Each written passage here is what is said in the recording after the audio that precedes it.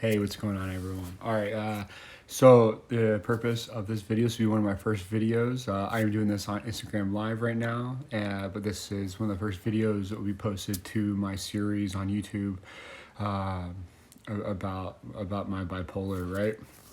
So I've been asking a bunch of people to ask questions on Instagram lately. Hey, ask me questions. I'm gonna do a Q&A on my Appalachian Trail through hike about bipolar and about sobriety. And I want to know what people wanted to hear me potentially talk about. So we'll be getting to all of the questions later. But there was one question that kind of just broke me down and made me do a lot of thinking. And the purpose of this video is to answer that question. And somebody, a really amazing person, asked me, "Do I fear episodes?" For those of you who are new and do not know me that well, I was diagnosed bipolar type 2, manic depressive, about 3.5, 4 months ago. I had an amazing opportunity. Actually, hold on.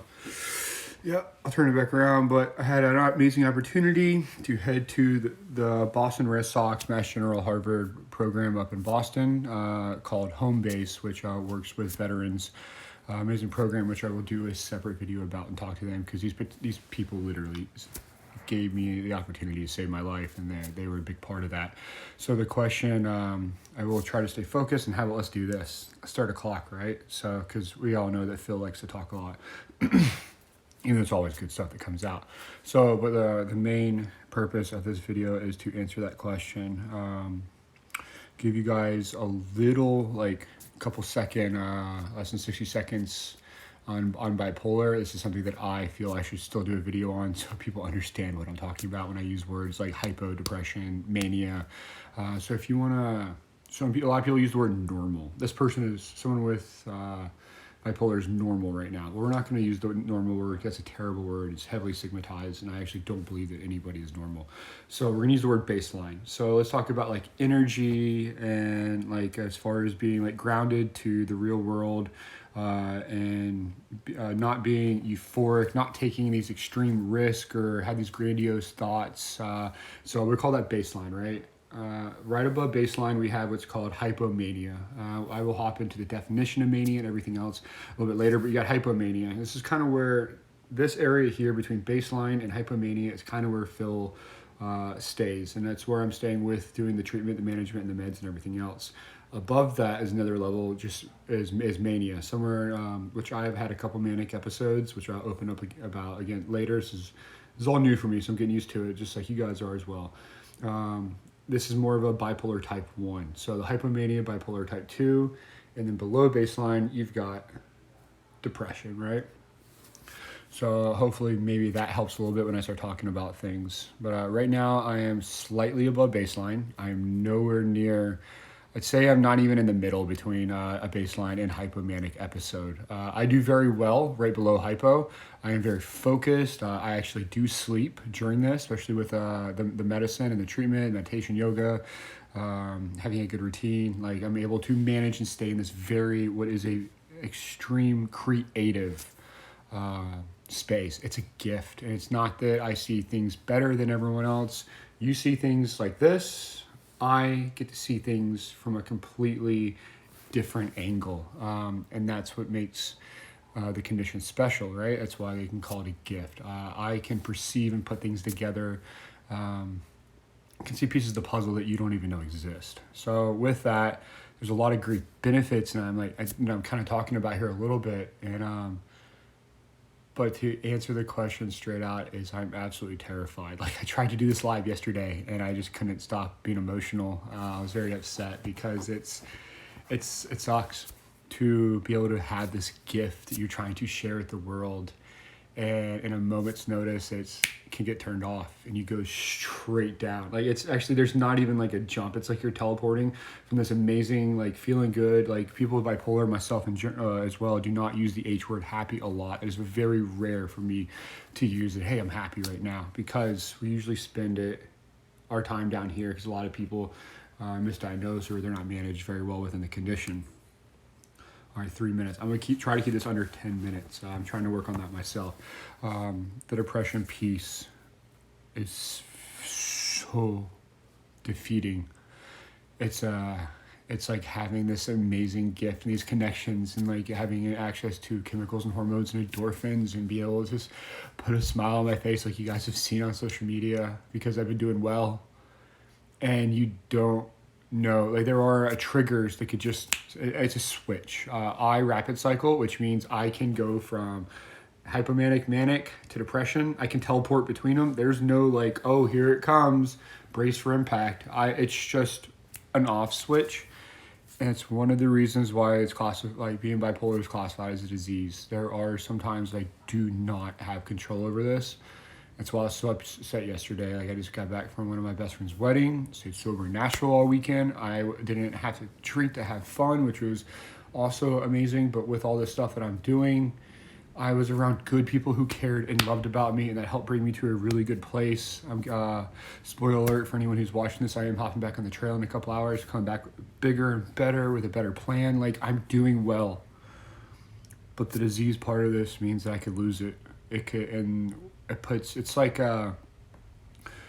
imagine all these connections with people and the rest of the world just, I don't know if you can imagine it, just gone.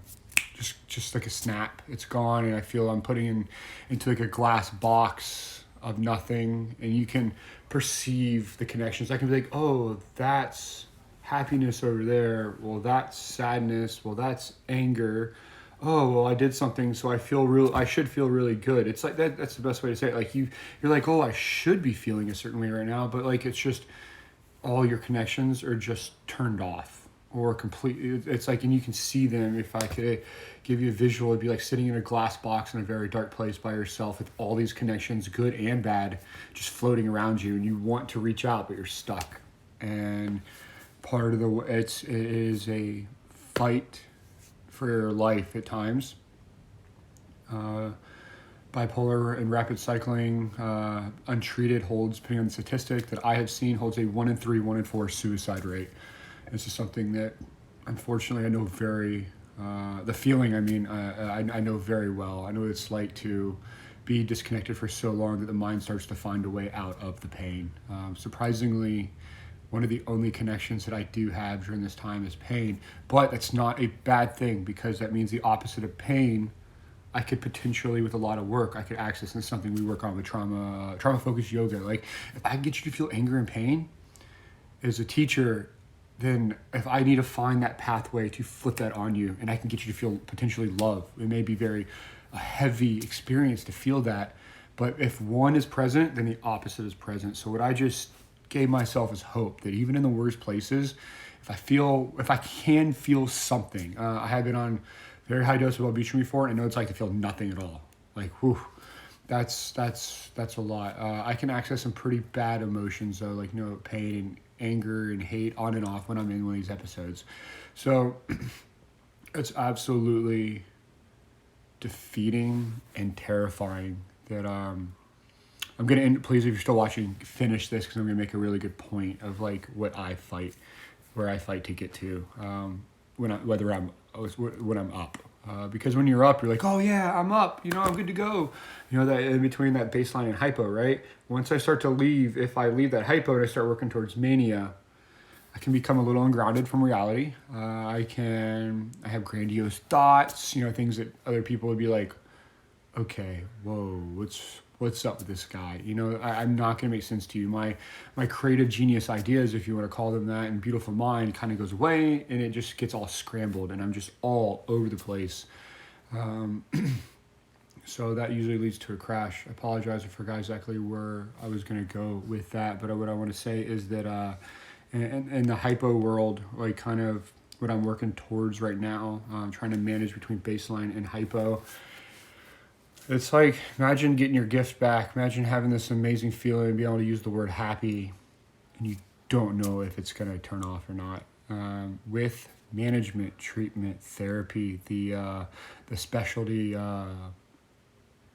meditation that goes along with helping people that have bipolar, right? Transcendental meditation, learning about the condition. You're able to stay in this baseline to below hypo range, and you're able to stay in this very creative, and people are drawn to you, and you have that spark, and you look at all like, man, it's a very beautiful thing. but it's also bittersweet because you don't know if you're going to lose it or not, or when you're going to lose it.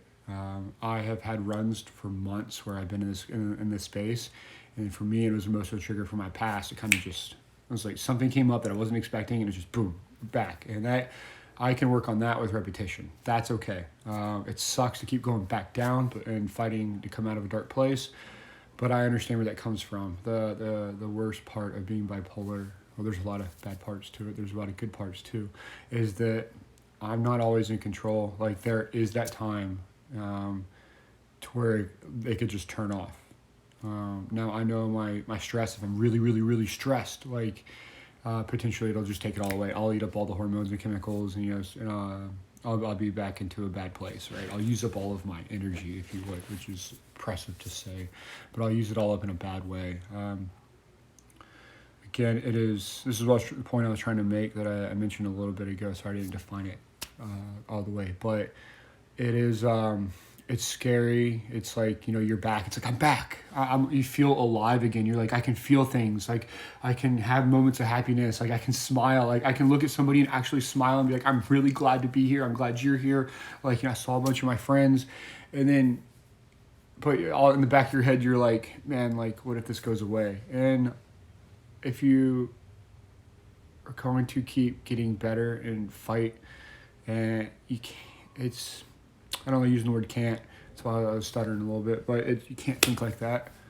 You have to, you're going to think like that. You're human, and that's part of the nature. Is you don't want to lose something that's amazing. But, all right, I'm right over 10 minutes. I'm trying to wrap this up next too. So you want to hold on to it. You don't want to lose it. You don't want to go back to being so depressed you can't feel anything, and you don't want to be alive anymore. Because being bipolar, you're there so much that it starts to feel like home, which that's something I'll do a separate video of talking about shadow work and living in the dark and how to become strong with that. So look out for that coming up. But I was sitting in the car just crying yesterday.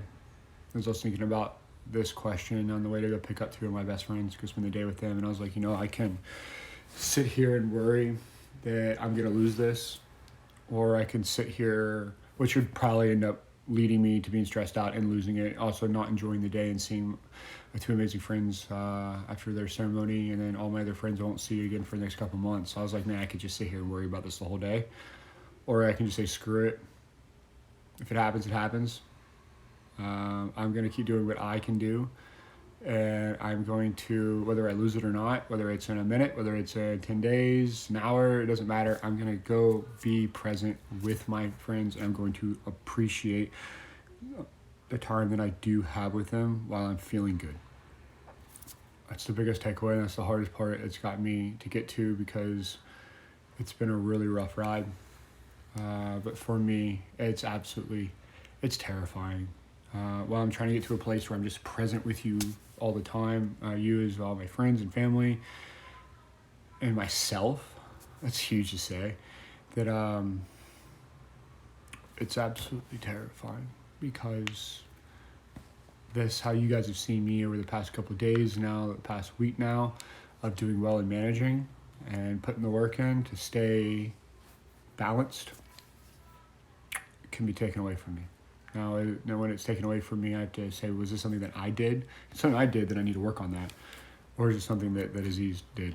Did it just decide to take this away from me randomly? And that's something else entirely to explore. One of the reasons why I decided to do a life change at 32, now going to be 33, go back to school at 34 to work on becoming from my bachelor's all over to become a PhD, PsyD, and to figure this out, to try to do the best I can to help people with this condition. All right, that was a lot of talking. Some of my first videos answering questions.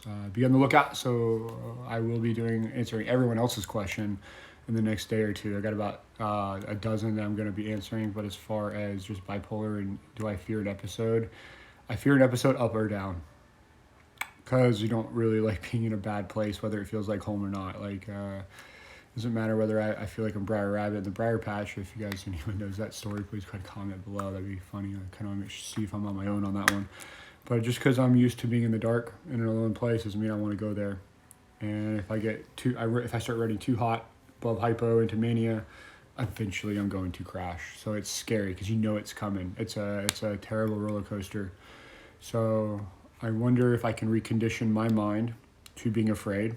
If I spend enough time doing the right things with sticking with my treatment, sticking with my management, my meds, sleep, schedule, all these different things I'm going to be talking about that help me out in the next couple of videos. I wonder if I can stay here long enough that eventually over the next couple of years I can recondition my mind to not always be worrying if I'm going to go back to a dark place and not be able to be happy with the people that are around me and myself. So I hope that answers it. It's a little over 10 minutes, but I'll keep doing, I make these better and better. I love you guys, and please keep the questions coming because it's helping me do research, it's helping me get awareness out there. Love you guys.